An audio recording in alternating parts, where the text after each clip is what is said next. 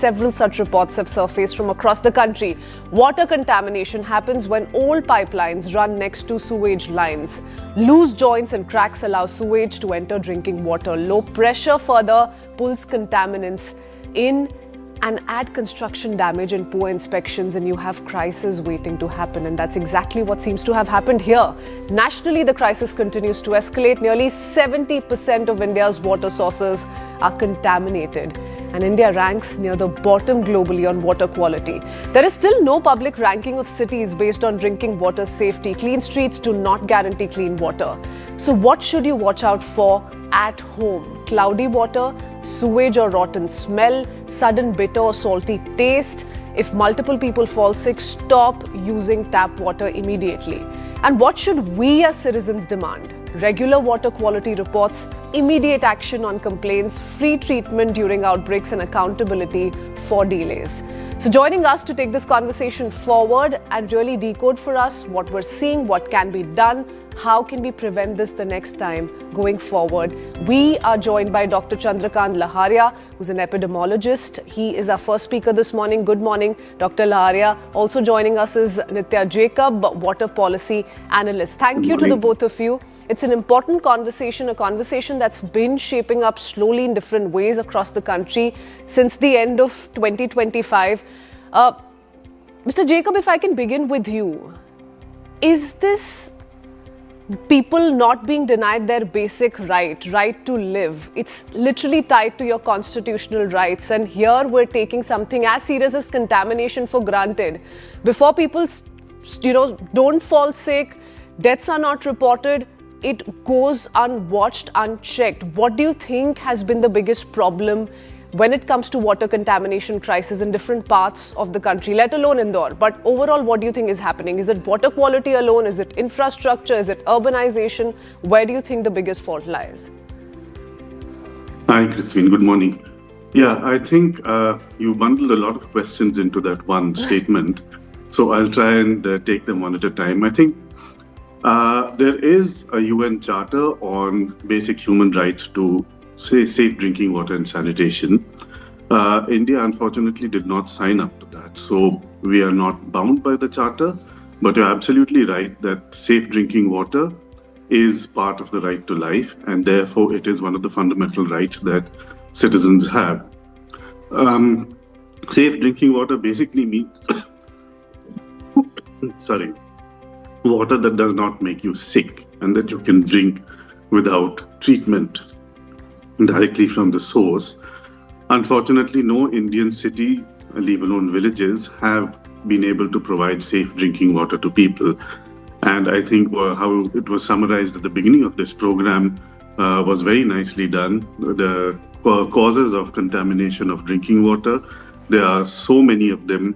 The biggest one, of course, is the way the water infrastructure has been laid out in cities and villages, where drinking water pipelines either run in drains or they run next to sewers. And because of intermittent supply, when the pipes are empty, this dirty water, the sewage or other contaminants enter the pipelines, and those are then supplied to people. Sorry.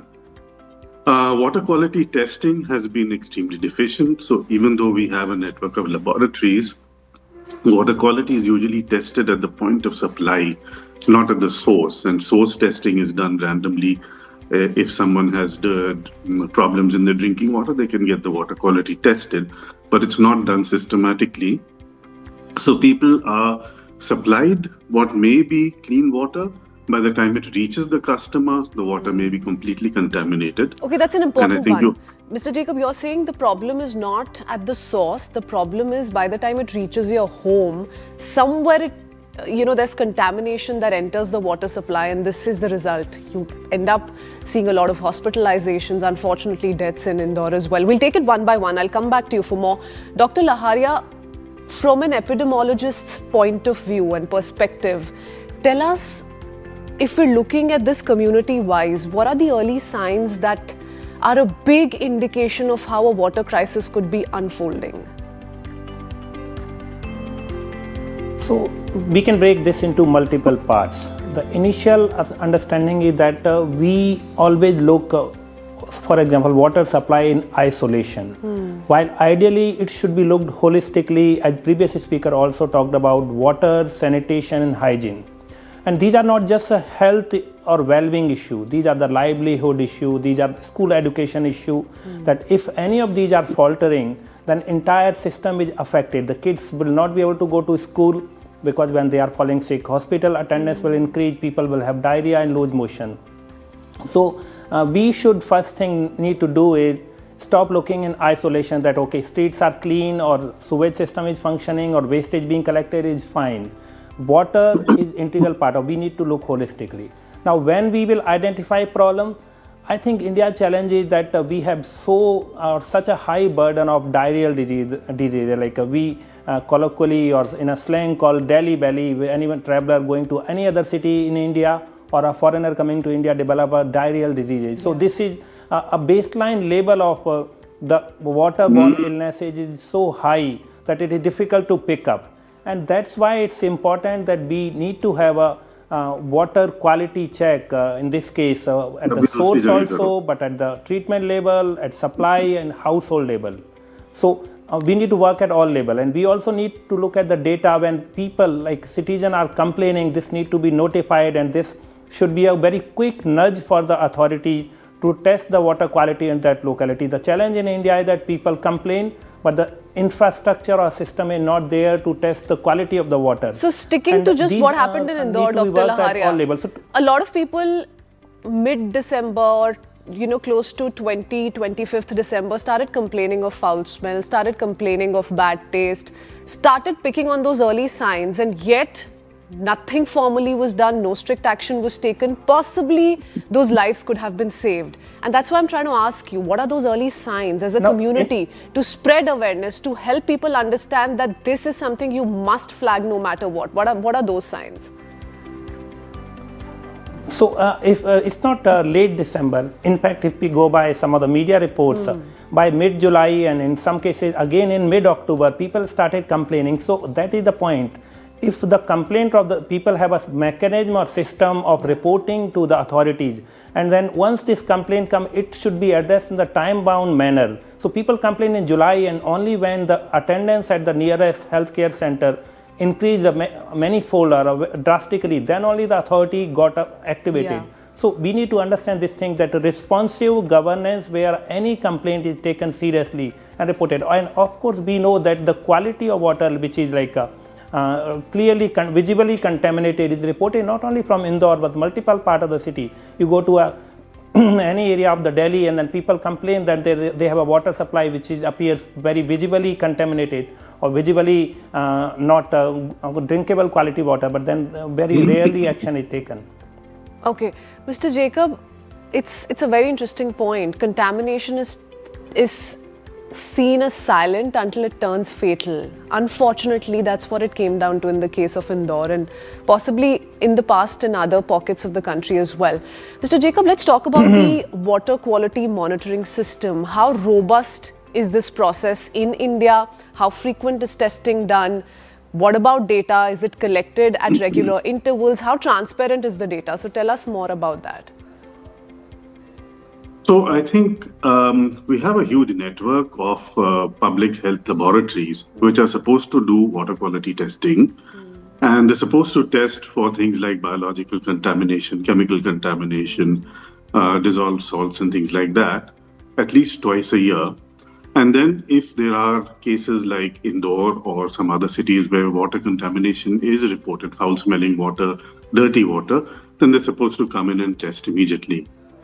In practice, that doesn't happen simply because a lot of the laboratories don't have the chemicals, the manpower, the personnel, and the wherewithal to do this kind of testing. So it's actually done by the water quality surveillance, if you want to call it, while it exists on paper, is not really very robust. Yeah. People can go to a laboratory with water samples and have them tested, but that's only if there is a suspected case of contamination. It's not done as a routine, even though it's supposed to be done twice a year, once before the monsoons, once after the monsoons. So, I mean, the short answer to your question is that the system exists on paper, but it is not very robust.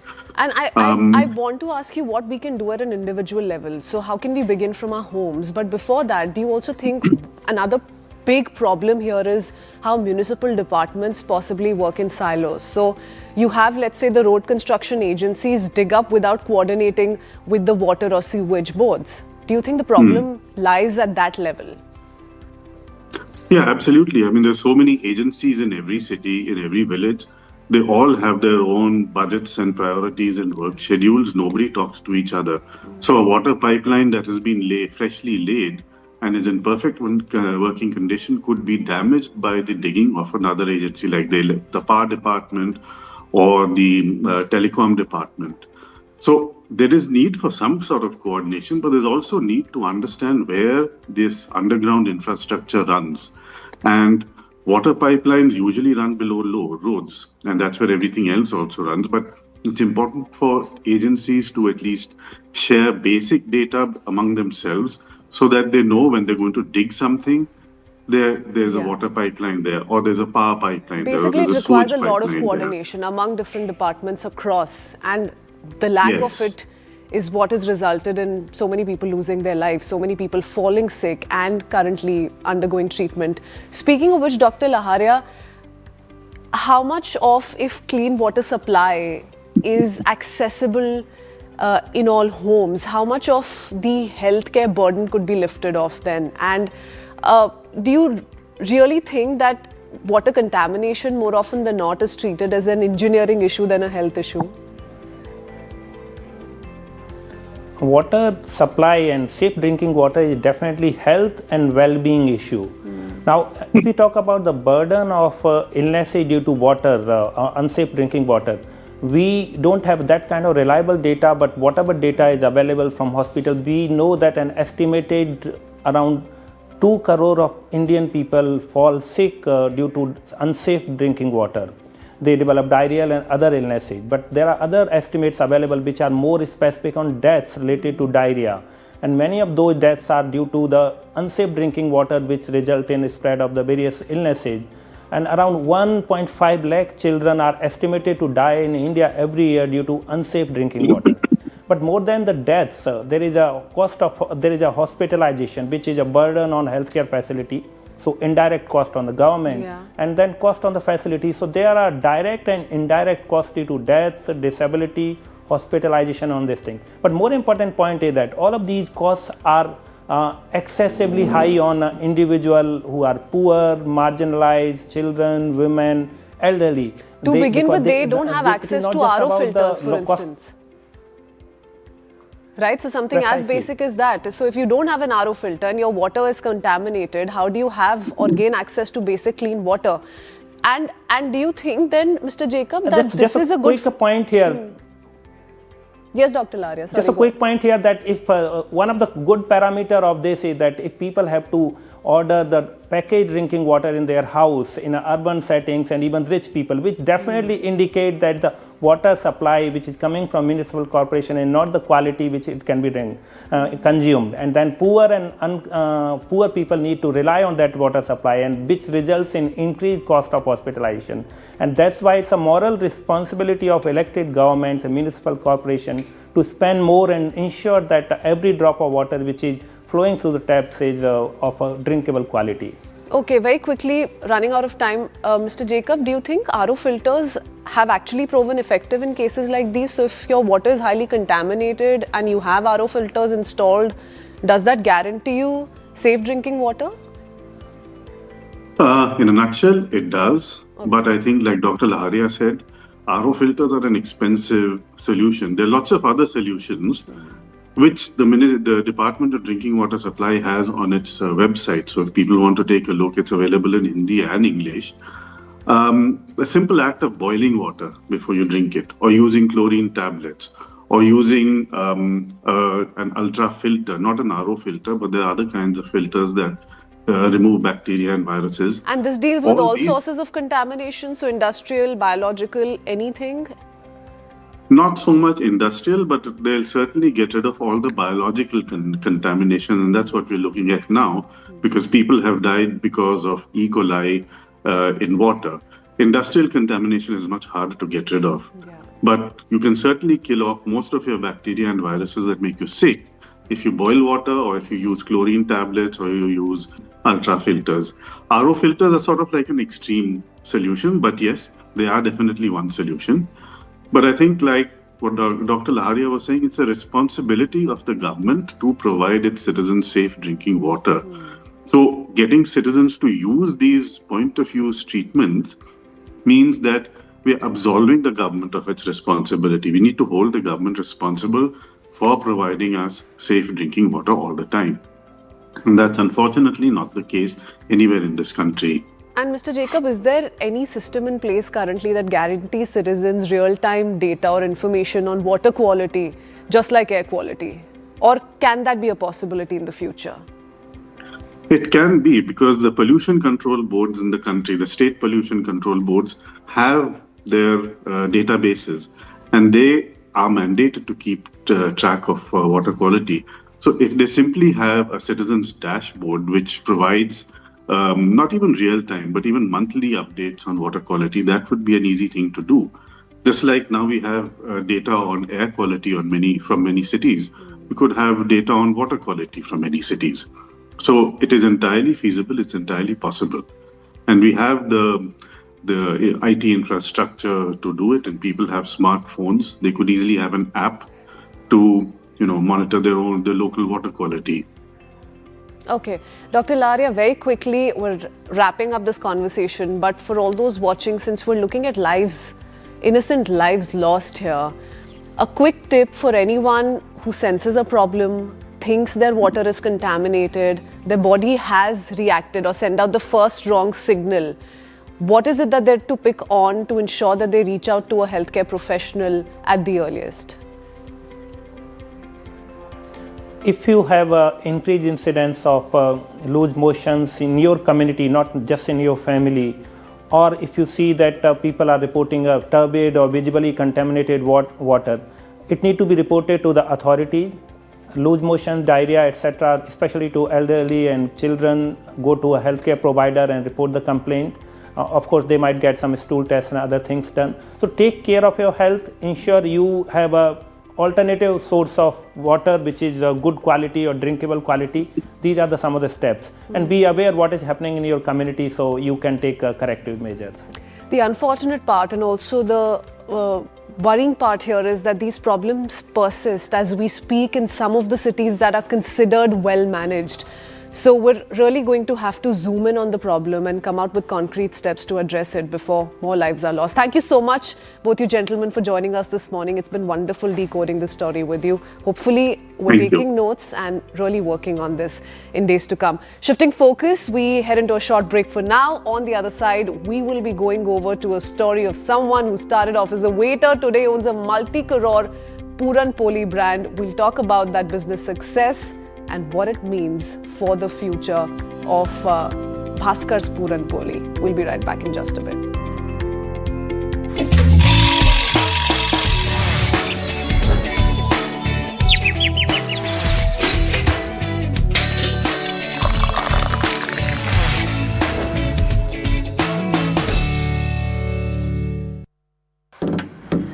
In a city that never sleeps, every decision matters. From roads to rains, from safety to services, every rupee counts. One alliance versus fractured opposition. Who will Mumbai choose? Ballot Maximum City. Complete coverage on CNN News 18.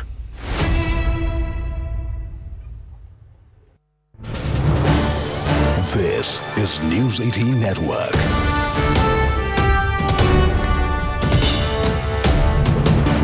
India's largest news network.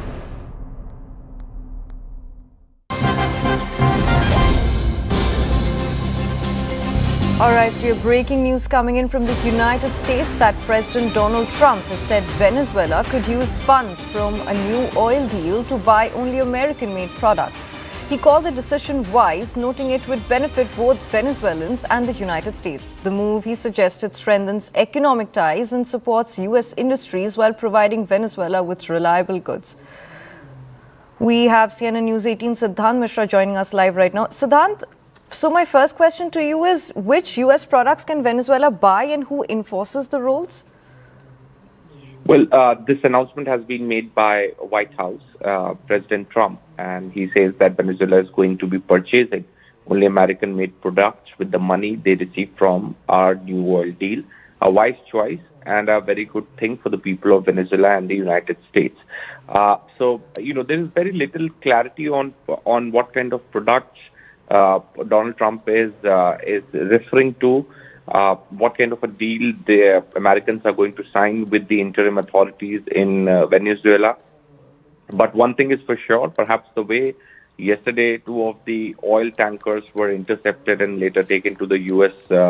Coast, was a big message which U.S. was not only sending to Russia and China, but was also sending the message to the interim authorities that there's going to be no in and out of oil without the U.S. knowledge or permission.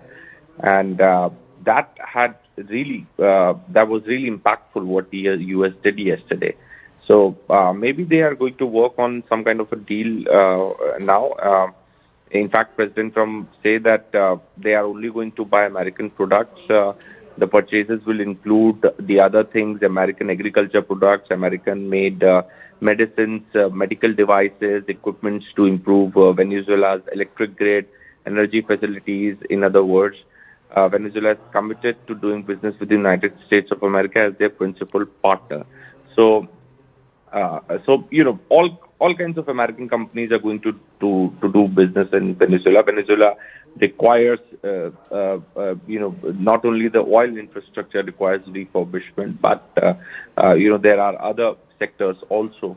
So definitely the message is clear that American companies are going to be investing in Venezuela, working with the Venezuelan companies, and Venezuela will be buying products from the United States. So this is a fresh demand coming from the U.S. president. Right. So, Siddhant, you mentioned a crucial point that how this is going to improve the economic position of Venezuela at the moment. But does this deal change or bypass existing U.S. sanctions on Venezuela? Well, as far as U.S. sanctions are concerned, I think they will go with the time. Because right now, U.S. wants to maintain that grip over Venezuelan oil. And how that grip would be maintained, how the dark fleets can be stopped or can be intercepted only through the sanctions, legally through the sanctions which are existing on Venezuela. In fact, yesterday also, when the 2 of the oil tankers were intercepted and taken to the U.S. coast, the action was backed by the U.S. sanction. So sanctions are going to stay for a while unless U.S.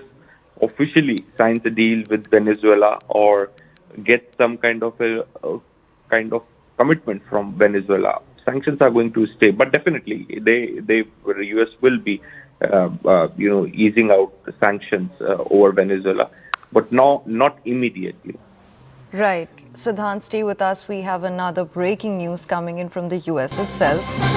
That Marco Rubio took to X, formerly known as Twitter, and said that today President Trump announced US is leaving 66 anti-American, useless or wasteful international organizations.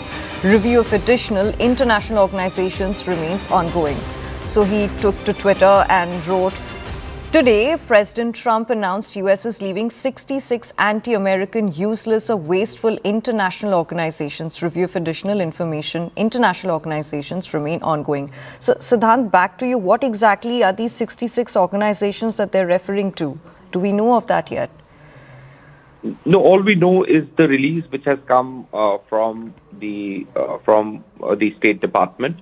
And it says that President Trump announced the withdrawal of the United States from 66 international organizations identified as part of Trump administration's review of wasteful, ineffective, and harmful international organizations. Review of additional international organizations to executive order remains ongoing. The Trump administration has found these institutions to be redundant in their scope, mismanaged, unnecessary, wasteful, poorly run, captured by the interest of actors advancing their own agendas contrary to our own or a threat to our nation's sovereignty, freedom, and general prosperity. Now, as the United States will be withdrawing from the 66 organizations that can be found here, the list has been given. There are many organizations which are the part of the United Nations. There are organizations which are not the part of the United Nations. Perhaps a big decision taken by the US government. It includes 24/7 Carbon-Free Energy Compact, Colombo Plan Council, Commission for Environmental Cooperation, Education Cannot Wait, etc., etc. These kinds of global counter.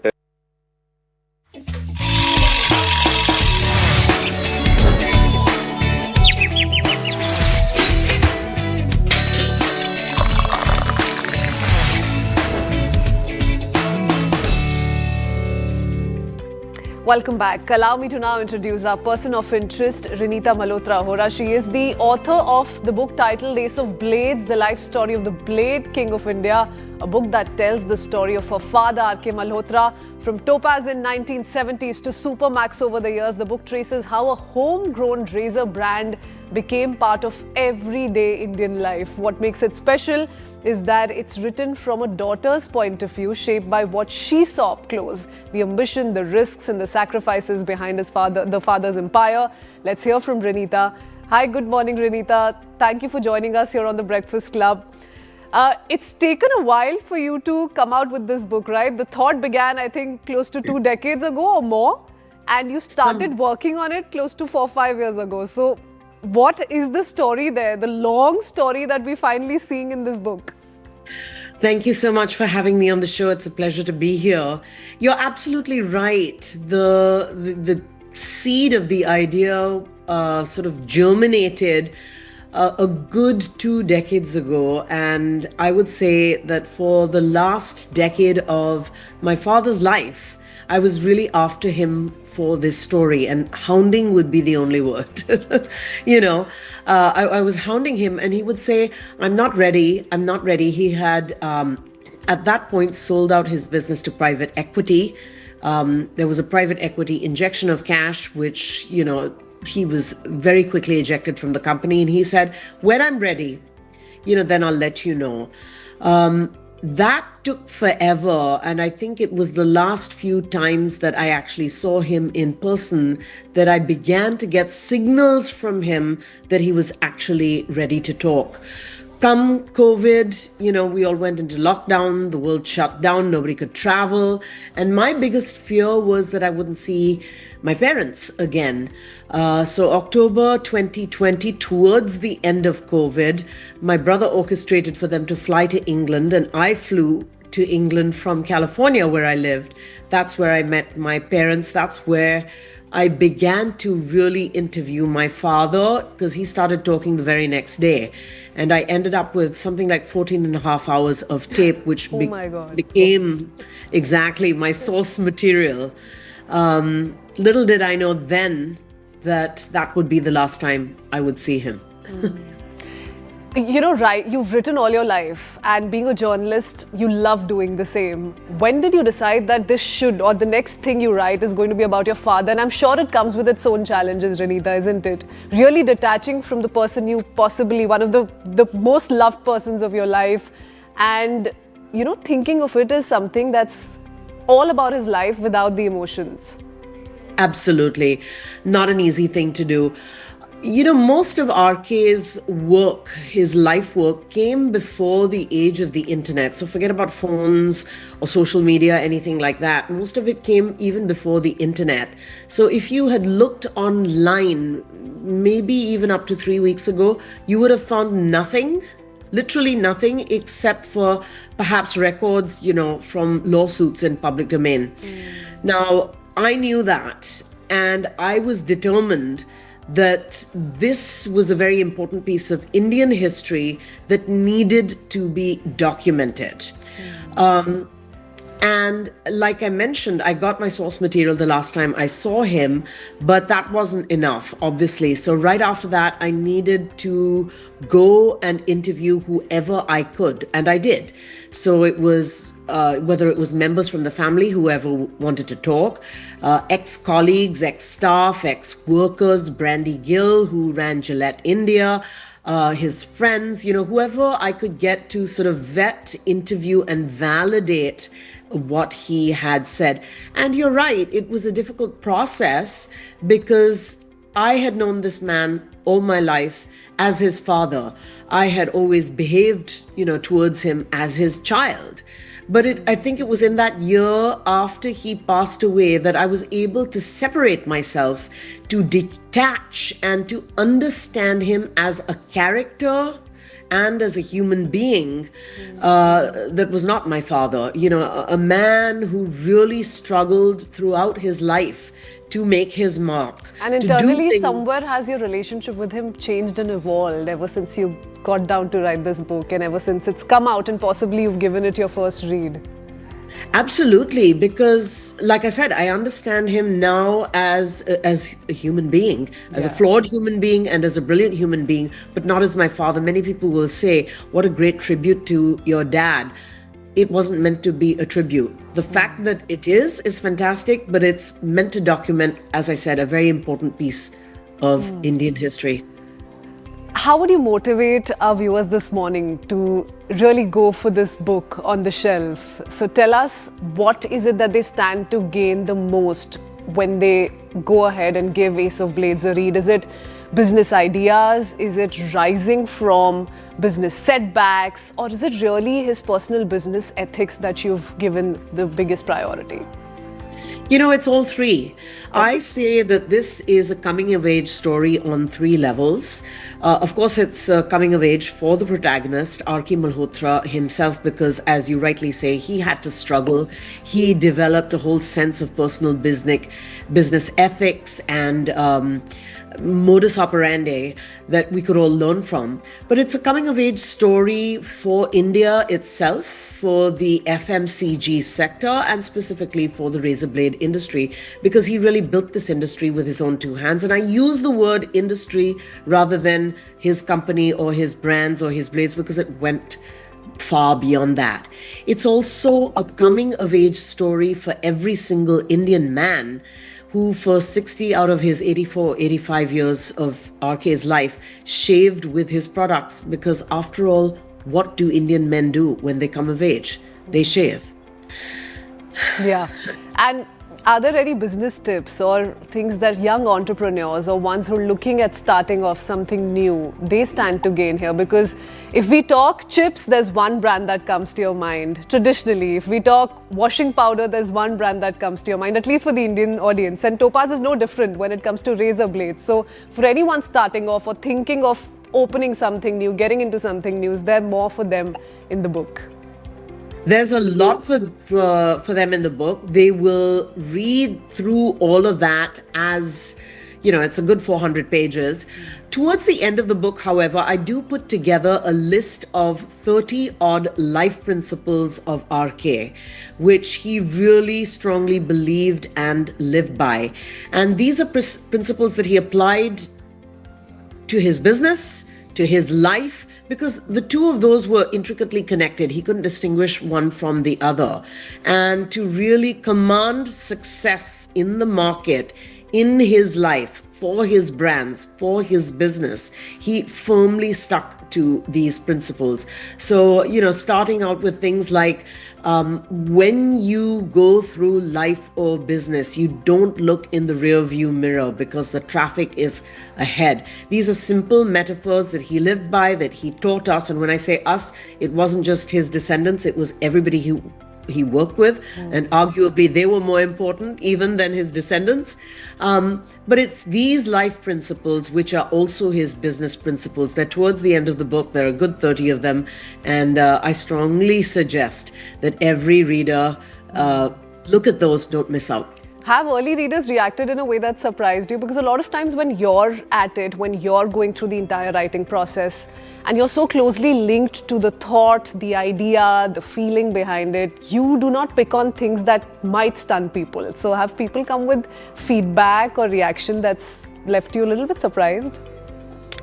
A lot of feedback, great feedback, and some of the feedback that has really left me surprised, yes, is coming from the daughters, coming from the females.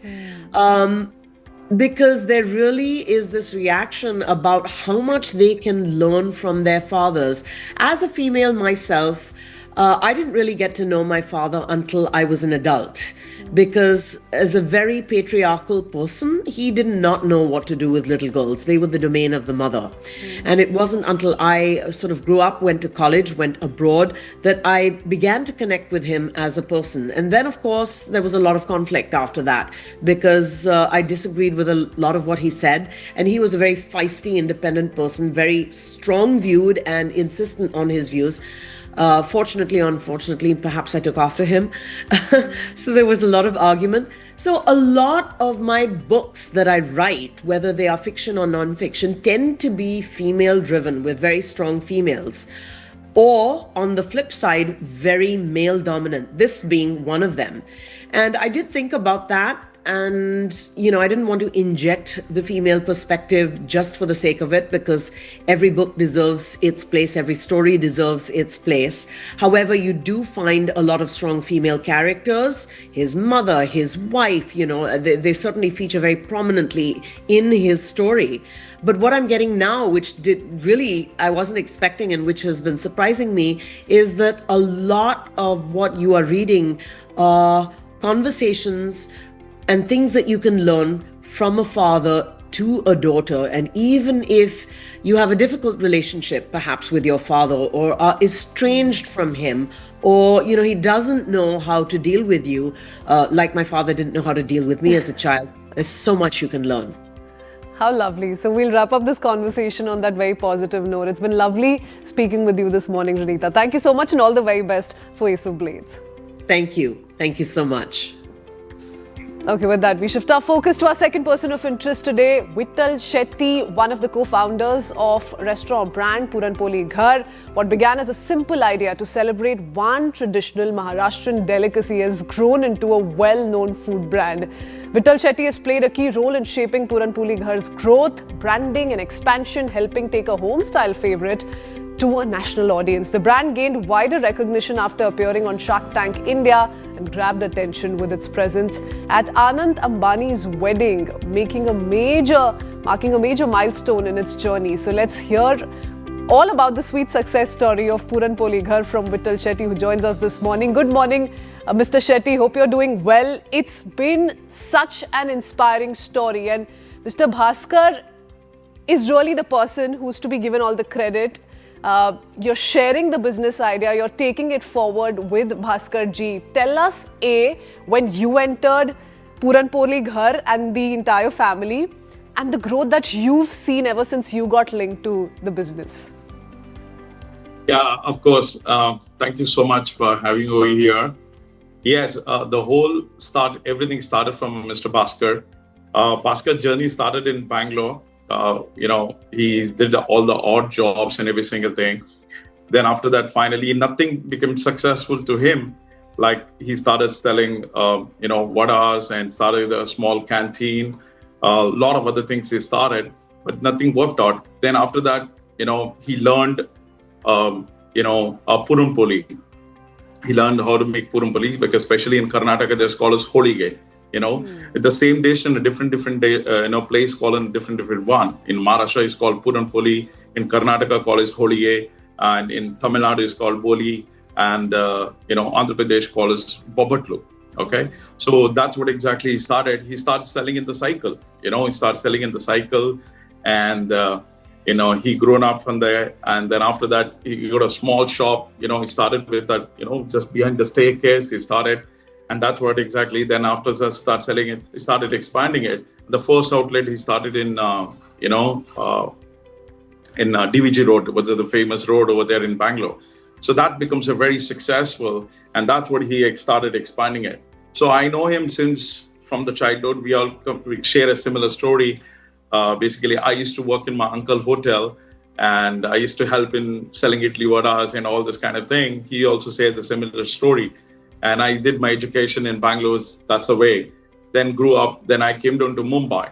Okay, and I was in advertising. Then we came up on a lockdown.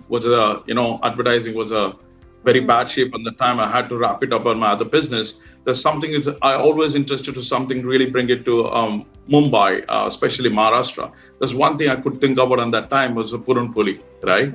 So I started with lockdown. I know I was very skeptical. How do the people going to accept? Because the one is the lockdown, and I don't know how it's going to work it out. But the leap of faith, I took it deep in my heart. I know that there's something is definitely going to work it out.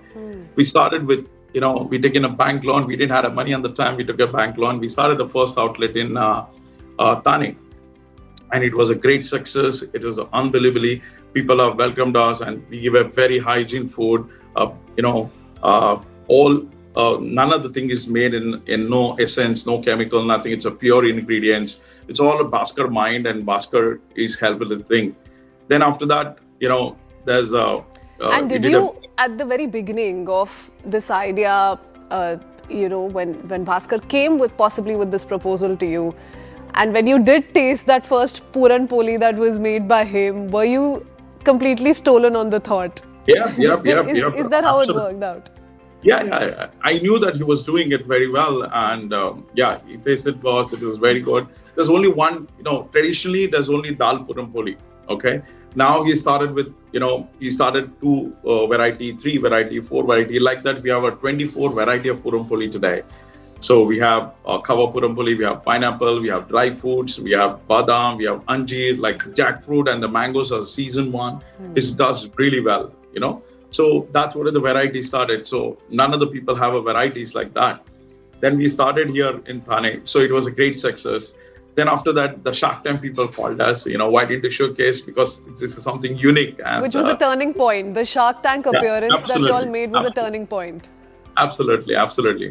So they invited us, and I was again skeptical about it. Like, shall I go or not? Shall I go or not? What to do with anything? Then again, they called us, why didn't you showcase just for you can get an investment kind of thing. So we went and pitched. Of course, we didn't get an investment, but the fact is that, the exposure what we got, amazing. After once we finished the first Shark Tank, we got on more than 200, 300 calls in a day about for a franchisee, about the, expand in different part of the country, different part of the city. In fact, we got a lot of calls from Dubai and US and all other areas. So are you planning on expanding across the world now? Not just northern part of the country, but you're planning to cross borders, is it? How soon can we see the first Puranpoli? We're working on, we got a couple of the offers from US. There are some agreements. Mr. Bhaskar is working on that. There are a couple of the agreement was there, just working on. The paperwork is going on, and also it's a food. It's a perishable because always we make it fresh. So that's the reason. So we're working on that too. How we're going to take it out to there. Different climate, different thing, because it takes time to reach over there, especially for UAE, all the areas. We're just working on the food thing right now for a lot, shelf life and how we can keep that. Mr. Shetty, one of the most humbling things about this story of success is how it all began. And you spoke a little bit about that, how Mr. Bhaskar had done odd jobs for years. So how long was this wait period? It started with, I think, his first job was a waiter's job. That's how it began. Tried his luck with other things, didn't quite work out. How long was this wait? It's almost around 9 years. It's almost 9 years. He struggled a lot. He did all the jobs and every single thing. Then post the Mane Holige, the Bhaskar Mane Holige, they call us Mane Holige in Karnataka, right? So when he started, the journey also took around almost 7 years. So it's a total altogether of 15 to 20 years of real hard work. Was exactly is put into that. And Mr. Shetty, just to put a number to the story, to the success story, so people actually realize that yes, you can start from nothing and you can achieve it all. Tell us, how much is Puranpoli Ghar generating annually as we speak? Yeah, we have around 28 to 29 plus outlets in Karnataka. They are generating almost around 25 to 30 CR right now. Okay, so that's the bracket, and Maharashtra itself is doing in almost around 8 to 10 CR per annum. So all clubbed together, we're doing around, I would say that 35 to 40 CR. And are all of these outlets fully owned by you all? Maharashtra, Karnataka, yes, there are a couple of the partners or the family friends are doing it.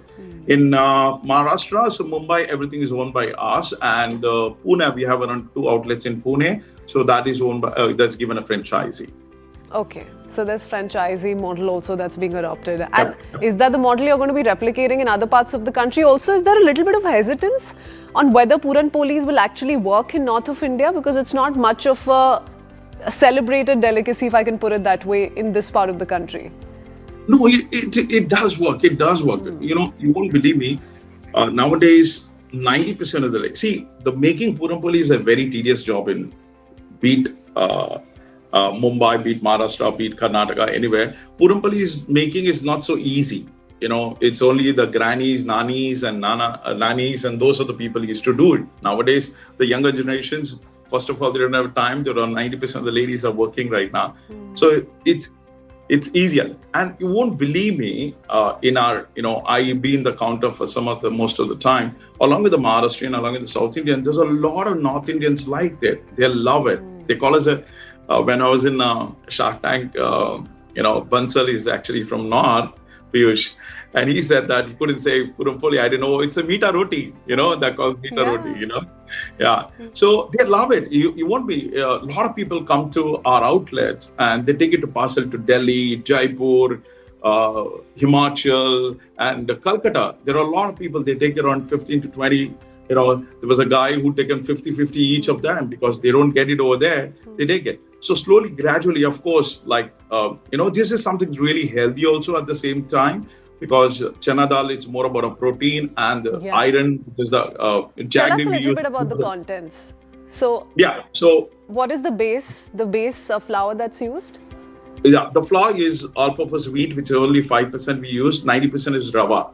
The semolina rava we use. That's the outer line. The inner, the filling one, which is made up of chana dal. That's the gram dal, and plus which is again a protein, and the jaggery, pure jaggery, and the cardamom powder, just to get the aroma out of it, So this is a combination, and it's a very, very healthy. Jaggery is again iron. The chana dal is a protein, so it's a very good healthy breakfast.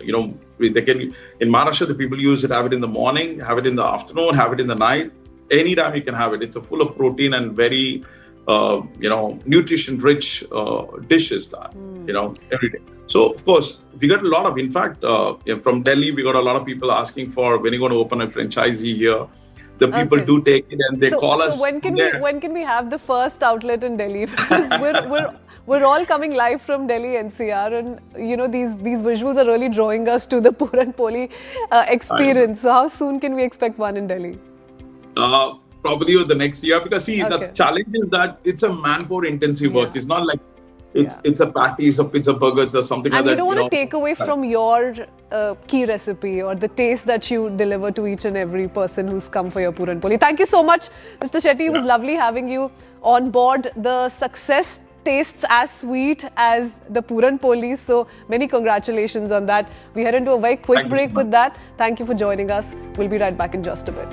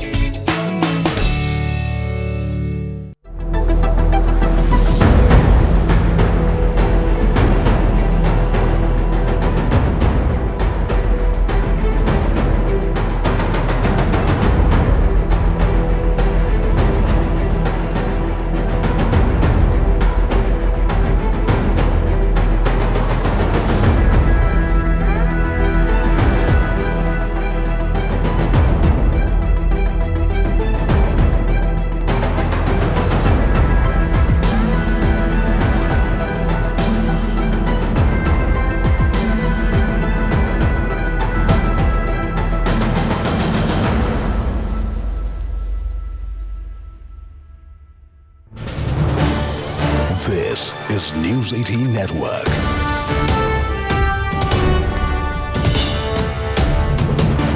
India's largest news network.